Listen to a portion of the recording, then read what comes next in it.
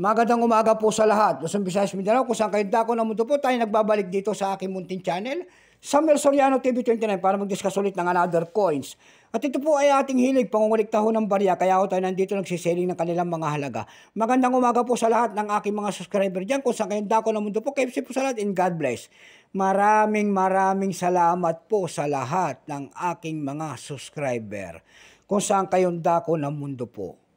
Yun naman pong hindi pa po nakapag-subscribe dito sa aking munting channel at gusto nyo ang ganitong mga topic po about coins. Ayan, baka pwede na makahingi ng pabor sa inyo at malaking tulong na po ang inyong gagawin.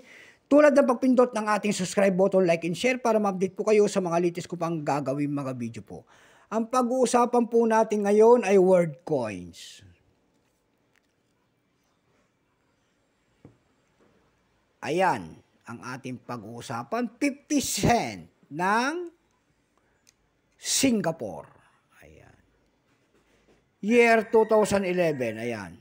Pera po ng Singapore, Singapura. Bago tayo magsimula sa ating talakang, kilalanin mo muna natin siya. Ayan, baka ganito kayong mga coins dyan. Bultuhan po ang bili rito at hindi pa po kamahalan. Ayan po. Kung may mga above 30 pesos kayo mga word coins, ayan, mag-comment po kayo dyan at ang dating bilhin.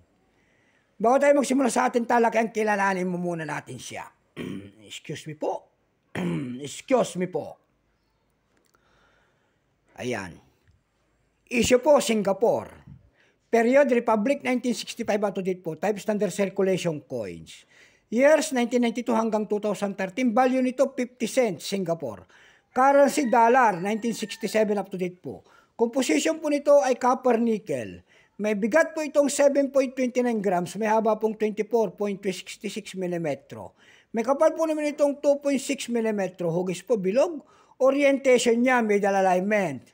Number NDAS-1672. Reference number KM-102.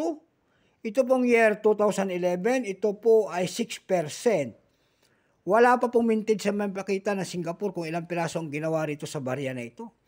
Pero may price na doon sa ating numista.com. Yung kanyang very fine 23, extra fine 29, almost uncirculated 29 pesos.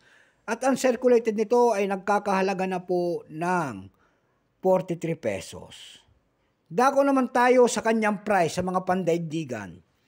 Doon sa eb.com, nakakita ko tayo doon na nagbebenta nito ng $6. Nasundan po ito ng $8.95 and then $6.50. Ang pinakamaliit po na bintahan doon ay $2.50. Dako naman tayo sa Carousel PH. Sa Carousel PH po nito, nakakita ko tayo doon na nagbebenta doon ng 671 pesos. Nasundan doon ito ng 90 pesos. Ayan lamang po ang aking may babahaging kanyang presyo sa ganda. So hanggang dito na lamang po, Luzon, Visayas, Mindanao, kung saan kayo dako na mundo po, KFC po sa lahat, and God bless.